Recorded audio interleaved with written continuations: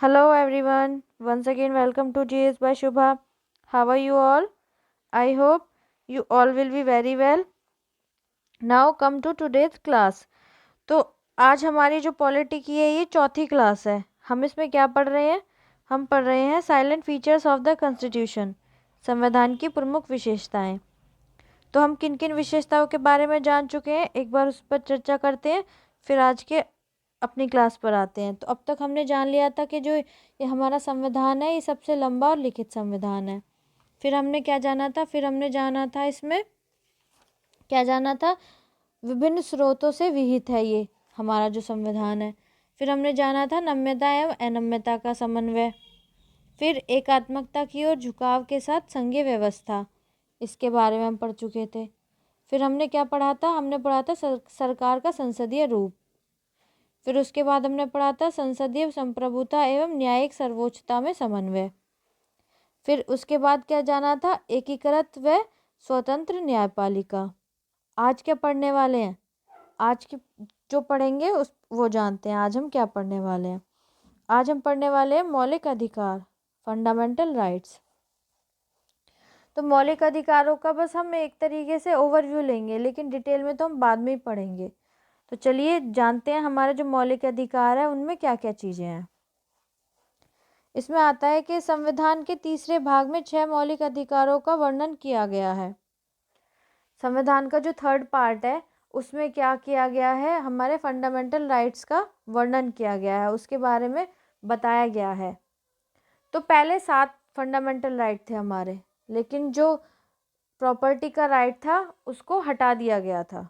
ठीक है, तो अब हम कितने राइट्स रह गए? फिर 6 राइट्स रह गए। अब उनके बारे में जानेंगे कि कौन से राइट्स थे वो। चलिए जानते हैं। सबसे पहले आता है समानता का अधिकार। ये कौन से आर्टिकल से? आर्टिकल 14 से लेके आर्टिकल 18 तक है ये, कि सभी लोग को समान माना जाएगा। किसके अंदर? हमारे कॉन्स्टिट्यूशन के अंदर। जो भारतीय हैं सभी लोग एक समान है। फिर आता है स्वतंत्रता का अधिकार। ये आर्टिकल 19 से 22 के बीच में आता है। मतलब कि लोगों को किस किस प्रकार की स्वतंत्रता है, तो इसमें उन बातों का जिक्र है। फिर आता है शोषण के विरुद्ध अधिकार। ये आता है आर्टिकल 23 और 24 में। तो कोई पहले क्या होता था कि लोग शोषण करते थे, तो अब क्या है, जब हमारा संविधान बन गया कि कोई भी किसी का शोषण नहीं कर सकता, तो शोषण के विरुद्ध क्या क्या अधिकार हैं, तो वो अनुच्छेद 23 और 24 के अंदर सारा कुछ बताया गया है। ठीक है, उसके बाद आता है धार्मिक स्वतंत्रता का अधिकार, अनुच्छेद 25 से 28। मतलब हर धर्म को स्वतंत्रता है भारत के अंदर, हर धर्म के लिए स्वतंत्रता है, कोई कोई किसी भी धर्म को अपना सकता है। तो ये कौन से अनुच्छेद के अंदर आता है? 25 से 28 के अंदर आता है। मैं इसमें ज़्यादा डिटेल में बात इसलिए नहीं कर रही हूँ क्योंकि जब हम टॉपिक वाइज पढ़ेंगे ना तो उसमें सारा डिटेल में जान लेंगे। ये तो बस ये है कि आप एक बार पढ़ लें और समझ लें, आपको ये पता चल जाए कि हमारे कॉन्स्टिट्यूशन के अंदर है क्या क्या, हमको कॉन्स्टिट्यूशन में पढ़ना क्या क्या है। ओके, चलिए आगे चलते हैं। आगे क्या है? सांस्कृतिक व शिक्षा का अधिकार। ये आता है अनुच्छेद 29 से 30 के अंदर। मतलब कि सबको शिक्षा का अधिकार है। तो क्या क्या अधिकार है डिटेल में हम बाद में पढ़ेंगे। संवैधानिक उपचारों का अधिकार, अनुच्छेद 32। तो संवैधानिक उपचारों का अधिकार जो रिट आती हैं, ठीक है, वो कौन से आर्टिकल में है? उसके बारे में कौन से आर्टिकल में जिक्र है? आर्टिकल 32 में, आर्टिकल 32 में। आगे चलते हैं, चलिए। मौलिक अधिकारों का उद्देश्य वस्तुतः राजनीतिक लोकतंत्र की भावना को प्रोत्साहन देना है। अब बात आती है कि जो मौलिक अधिकार है उसका उद्देश्य क्या है? उसका उद्देश्य ये है कि जो राजनीतिक लोकतंत्र है उसकी भावना को प्रोत्साहन देना है। ठीक है, यह कार्यपालिका और विधायिका के मनमाने कानून पर निरोध की तरह काम करते हैं। मतलब जो कार्यपालिका है, ठीक है, और जो विधायिका है, तो वो क्या है, मनमाने के तरीके से काम नहीं कर सकते। जो लोग हैं, भारत के जो लोग हैं, उनके खुद कुछ मौलिक अधिकार भी हैं जिनका कोई क्या है, कोई भी कानून या विधायिका या कार्यपालिका उनका हनन नहीं कर सकती। उन अगर वो करती है तो उसके निरोध के लिए कानून, मतलब उस बचाव के लिए क्या बनाए गए हैं, हमारे मौलिक अधिकार, फंडामेंटल राइट्स बनाए गए हैं। आगे चलते हैं। उल्लंघन की स्थिति में इन्हें न्यायालय के माध्यम से लागू किया जा सकता है। यदि कोई भी सरकार, कोई भी कार्यपालिका, कोई भी विधायिका किसी भी व्यक्ति के जो मौलिक अधिकार है उनका हनन करती है, तो न्यायालय द्वारा क्या किया जाएगा, उन पर लागू किया जाएगा, और उसका जो भी उल्लंघन करेगा उसको सजा मिलेगी। ठीक है, आगे जानते हैं। जिसे व्यक्ति के मौलिक अधिकार का हनन हुआ वह सीधे सर्वोच्च न्यायालय की शरण में जा सकता है। जिस भी व्यक्ति के फंडामेंटल राइट का हनन होता है किसी भी तरीके का, तो वो क्या कर सकता है, सीधे कहाँ जा सकता है, सुप्रीम कोर्ट जा सकता है। आगे जानते हैं। जो अधिकारों की रक्षा के लिए बंदी प्रत्यक्षीकरण, परामर्श, प्रतिषेध, अधिकार प्रच्छा व उत्प्रेषण जैसे अभिलेख या रिट जारी कर सकता है। तो रिट हमारी क्या 5 प्रकार की होती हैं, आगे हम जानेंगे। तो अगर कोई भी अधिकार के लिए किसी भी अधिकार का हनन होता है किसी भी व्यक्ति का, तो वो क्या कहाँ जा सकता है, सर्वोच्च न्यायालय की शरण में जा सकता है। और अधिकारों की रक्षा के लिए ये सारी रिट, एक होती है बंदी प्रत्यक्षीकरण, दूसरी होती है परामर्श, प्रतिषेध, अधिकार प्रच्छा, उत्प्रेषण, इन सभी रिट के तहत क्या जा सकता है, ये रिट जारी की जा सकती है किसी भी प्रकार का, अगर उसके मौलिक अधिकार का हनन होता है तो। चलिए आगे चलते हैं। हालांकि मौलिक अधिकार कुछ सीमाओं के दायरे में आते हैं, लेकिन यह अपरिवर्तनीय भी नहीं है। जो हमारे फंडामेंटल राइट्स हैं वो कुछ सीमाओं के दायरे में आते हैं, लेकिन ऐसा भी नहीं है कि इनमें परिवर्तन नहीं किया जा सकता। इनमें क्या किया जा सकता है, परिवर्तन किया जा सकता है संसद द्वारा। संसद इन्हें संविधान संशोधन अधिनियम के माध्यम से समाप्त कर सकती है अथवा इनमें कटौती भी कर सकती है। संसद क्या कर सकती है, अमेंडमेंट के थ्रू इनको खत्म भी कर सकती है और इनमें चेंजेस भी कर सकती है। ठीक है, आगे देखते हैं। अनुच्छेद 20 से 21 द्वारा प्रदत्त अधिकारों को छोड़कर राष्ट्रीय आपातकाल के दौरान इन्हें स्थगित किया जा सकता है।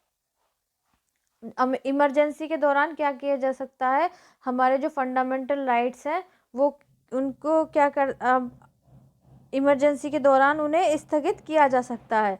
कौन से आर्टिकल को छोड़कर, 20 से 21, जिसमें क्या है, जीवन का अधिकार है। तो इनको छोड़कर बाकी सबको क्या किया जा सकता है, कुछ टाइम के लिए, जिस टाइम पे इमरजेंसी लगी होगी तो उनको क्या है, स्थगित किया जा सकता है आपातकाल के दौरान। आई होप इतनी बात आपको क्लियर होगी। चलिए अब आगे चलते हैं। नेक्स्ट क्या है, नेक्स्ट है हमारा राज्य के नीति निर्देशक सिद्धांत, directive principles of state policies. अब हम इसके बारे में जानेंगे। तो इसमें क्या है, इसमें है डॉक्टर BR अम्बेडकर के अनुसार, जो डॉक्टर भीमराव अम्बेडकर थे उनके अनुसार, राज्य के नीति निर्देशक सिद्धांत भारतीय संविधान की अनूठी विशेषता हैं। जो directive principles of state policies हैं वो क्या है, भारतीय संविधान की एक अनूठी विशेषता है।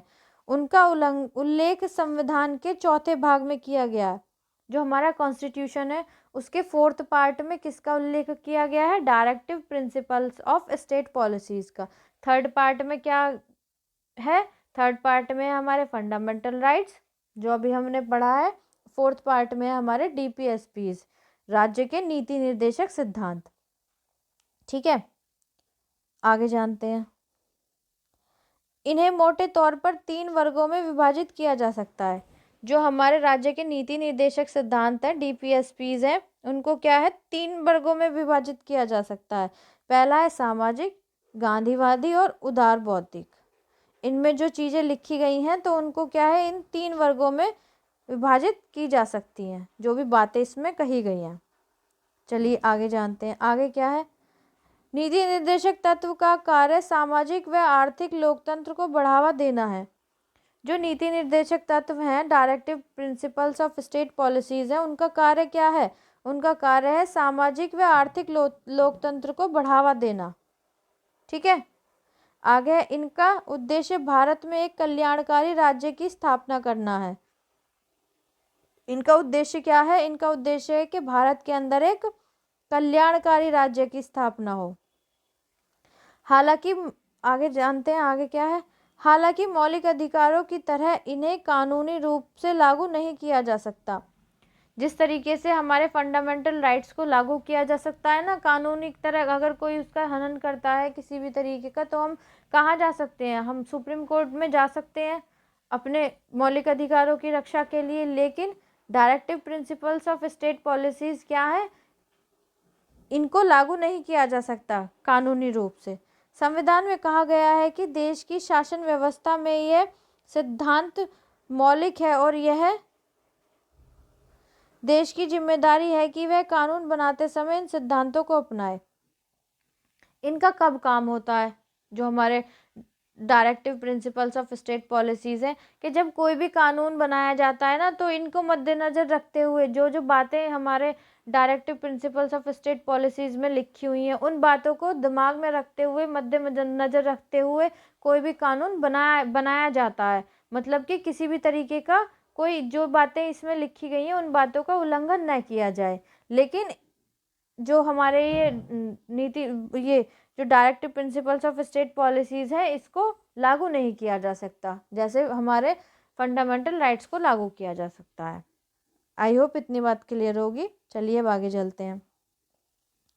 इसलिए इन्हें लागू कराना राज्य के नैतिक कर्तव्य है, किंतु इनकी पृष्ठभूमि में वास्तविक शक्ति राजनीतिक है, अर्थात जनमत।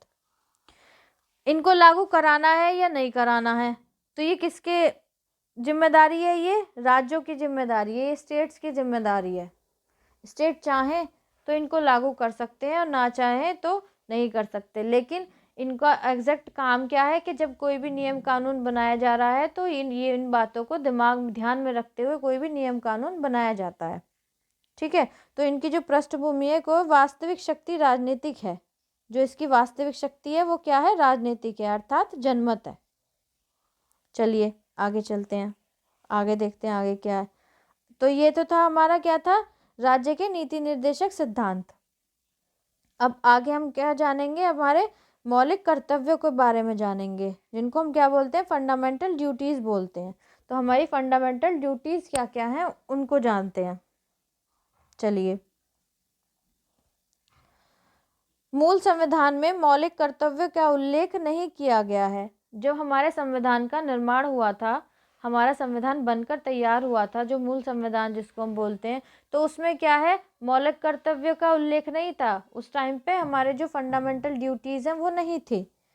इन्हें स्वर्ण सिंह समिति के सिफारिश के आधार पर 1976 में 42वें संविधान संशोधन के माध्यम से आंतरिक आपातकाल 1975-77 के दौरान शामिल किया गया था। अब क्या हुआ था कि जो मूल संविधान था उसमें इनका कोई उल्लेख नहीं है, लेकिन जो एक समिति थी, कौन सी समिति थी? स्वर्ण सिंह समिति। तो उसकी सिफारिश पर स्वर्ण सिंह समिति ने सिफारिश की कि हमारे संविधान के अंदर क्या होना चाहिए? मौलिक कर्तव्य भी होने चाहिए, फंडामेंटल ड्यूटीज भी होनी चाहिए।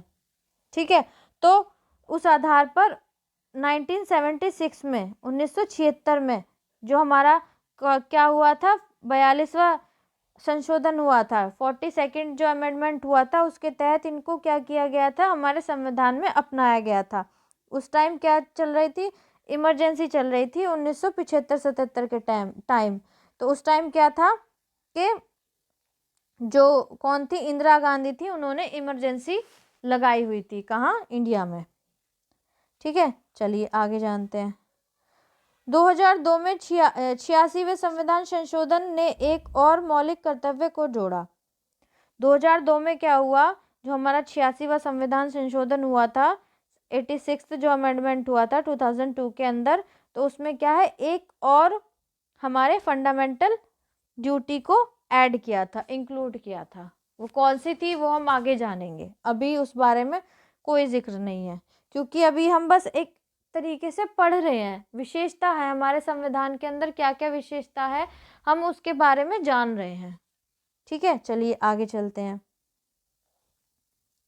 आगे है संविधान के 4A भाग में मौलिक कर्तव्यों का जिक्र किया गया है।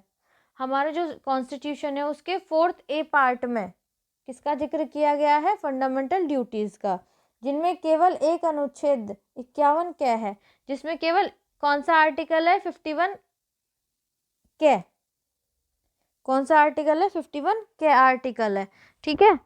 तो उसी के अंदर क्या है? हमारे सारे फंडामेंटल ड्यूटीज़ हैं। ओके, चलिए। इसके तहत प्रत्येक भारतीय का यह कर्तव्य होगा। अब पहले हमने क्या जाना? पहले हमने जाना कि जो भारतीयों के मौलिक अधिकार क्या हैं, फंडामेंटल राइट्स क्या हैं। लेकिन जब मौलिक अधिकार हैं तो कर्तव्य भी तो होने चाहिए हर हर इंसान के, हर प्रत्येक व्यक्ति के। भारत के अंदर जब उसके अधिकार हैं तो उसके कर्तव्य भी तो होने चाहिए। तो कौन से कर्तव्य होने चाहिए? कि वह संविधान, जो हमारा क्या है? कॉन्स्टिट्यूशन, राष्ट्र ध्वज, नेशनल फ्लैग और राष्ट्रगान का आदर करें, नेशनल एंथम का रेस्पेक्ट करें, ठीक है। राष्ट्र का संप्रभुता, एकता और अखंडता की रक्षा करें। अब जो राष्ट्र है उसकी संप्रभुता, एकता और अखंडता बनाए रखें, किसी तरीके का कोई विवाद ना करें। ये क्या है? हमारी ड्यूटी बनती है। ये नहीं है कि कुछ भी कहीं लड़ाई झगड़े हो रहे हैं तो सरकार ही देखेगी। हमारी खुद की भी ड्यूटी बनती है कि हम उसको शांत करें, हम अपने देश के अंदर शांति प्रदान करें, ठीक है। चलिए आगे जानते हैं। हमारी मिश्रित संस्कृति और समृद्ध धरोहर का अनुरक्षण करें। हमारी जो भारतीय संस्कृति है वो क्या है? एक मिश्रित संस्कृति है, सब धर्मों के लोग रहते हैं। तो क्या है? उसका अनुरक्षण करें, उसकी रक्षा करें। और जो समृद्ध धरोहर है, जो हमारी राष्ट्र धरोहर है, या फिर जो मतलब जो भी चीज़ें हैं, ये नहीं है कि हमारी खुद की चीज़ें हैं तो खुद का घर है, खुद की गाड़ी है तो उसकी रक्षा करेंगे। जो सरकारी चीज़ें हैं, जो राष्ट्र की धरोहर है, राष्ट्र धरोहर जो चीज़ें हैं, उसके लिए भी क्या है? हम उसके लिए भी दायी हैं। उसके लिए भी हमारा कर्तव्य बनता है कि उनको भी हम कोई नुकसान ना पहुंचाएं। अगर कोई उसको नुकसान पहुंचा भी रहा है तो उससे हमारी उनसे उसकी रक्षा करें, ठीक है। चलिए आगे चलते हैं। सभी लोगों में आपसी भाईचारे की भावना का विकास करें इत्यादि। मतलब आपस में क्या है? भाईचारे की तरह रहें, इस चीज़ का क्या करें? विकास करें। तो ये क्या है? हमारे फंडामेंटल ड्यूटीज़ हैं, मौलिक कर्तव्य हैं। इनको भी क्या है? कानून, कोई किसी भी कानून द्वारा इनको भी अप्लाई नहीं करवाया जा सकता। लेकिन ये क्या है? हमारा कर्तव्य बनता है कि हम जो बातें इसमें लिखी गई हैं उनका पालन करें।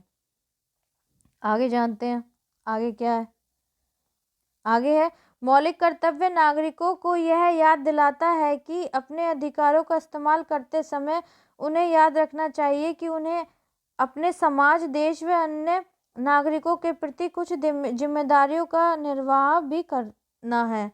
जैसे मैंने आपको बात बताई थी, अभी जिक्र किया है कि हम अपना कोई भी राइट है, हमारा कोई भी अधिकार है तो हम उसका इस्तेमाल कर रहे हैं। तो हमें ये भी ध्यान रखना है कि हमारा देश है या वह अन्य नागरिक है, उसके लिए भी हमारी कोई जिम्मेदारी बनती है। ये नहीं है कि हम बस अपना काम कर लें। जैसे हमारा घर का कूड़ा है तो हम अपना घर साफ करें, रखें, लेकिन जो कूड़ा कचरा है सब अपनी गली में फेंक दें, गली के बाहर फेंक दें। तो हमारी जिम्मेदारी ये बनती है कि हम अपने हमारा जो अधिकार है उसका इस्तेमाल करें, लेकिन साथ ही साथ किसी और को किसी भी तरीके का कोई नुकसान या चोट ना पहुंचाएं, किसी भी तरीके का कोई कष्ट ना पहुंचाएं। ये क्या है? ये हमारी फंडामेंटल ड्यूटी है, हमारा ये मौलिक कर्तव्य है। चलिए आगे चलते हैं। आगे क्या है? नीति निर्देशक तत्वों की तरह कर्तव्य को भी कानून रूप से लागू नहीं किया जा सकता। अब जो ये हमारी फंडामेंटल ड्यूटी है ना, इसको भी क्या है? कानून रूप से लागू नहीं किया जा सकता है। इसको भी केवल क्या है? बस संविधान में इसका उल्लेख है, लेकिन जैसे हमारे DPSP को लागू नहीं किया जा सकता, उसी तरीके से मौलिक कर्तव्य को भी लागू नहीं किया जा सकता। किस तरीके से? कानूनी रूप से, ठीक है। बस आज के लिए इतना ही है। तो आई होप आज की क्लास आपको अच्छी लगी होगी, समझ में आई होगी। अगर आपको क्लास अच्छी लगी है, समझ में आई है, तो क्लास को लाइक करें, कमेंट में ज़रूर बताएं क्लास आपको कैसी लगी है। और बच्चों तक भी प्लीज़ क्लास को पहुंचाएं, ज़्यादा से ज़्यादा क्लास को शेयर करें। आज के लिए इतना ही रखते हैं, मिलते हैं फिर कल की क्लास में। आगे का हम कल को पढ़ेंगे, ठीक है। चलिए, तब तक के लिए थैंक यू वेरी मच।